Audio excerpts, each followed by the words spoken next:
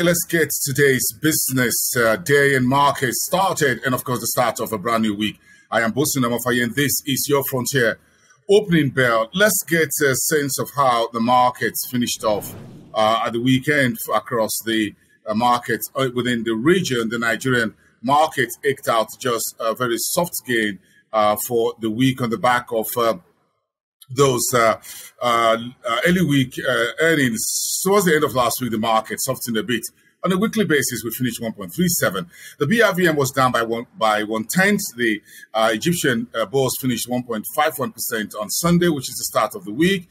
The Nairobi bourse 0.14% on Friday, and the GSE finished 1.01% on Friday in the negative, 75,160.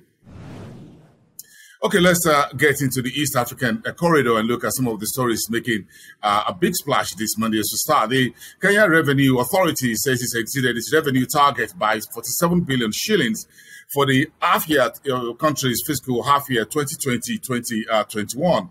And fuel prices remain unchanged in Kenya despite the drop in the landed cost. And the Agri-Cabinet Secretary has appointed the 4 directors to the Tea Board in Kenya.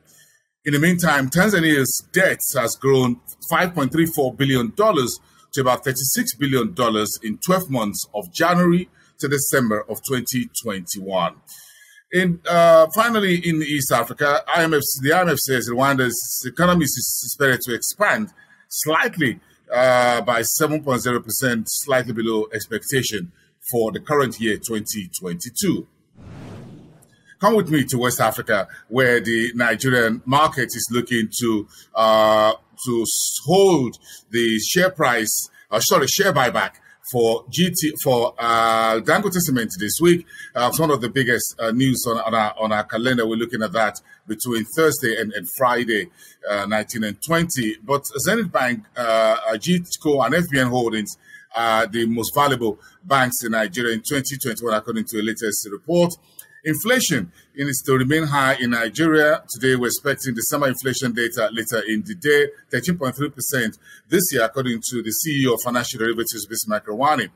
The Lagos Chamber of Commerce and Industry says Nigeria is lost over 10 trillion naira to the ban on Twitter, which was lifted just sometime last week. And Ghana is raising fuel prices after COPEC predictions. That's the story. And the SEC is warning in Ghana, don't do business with Teaser Ghana Fund. The Securities and Exchange Commission is warning against what you call Ponzi schemes. It's been a very big problem in the Ghanaian market in recent times. Okay, let's look at Southern Africa, where Eskom, the number one utility, is planning long outages to put electricity supply under more strain. And Vivo Energy Chief Financial Officer has resigned. He's taken up a position at Aston Martin.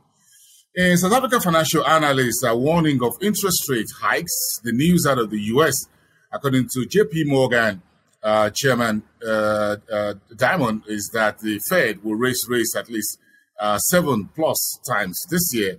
That is an outlook, by the way.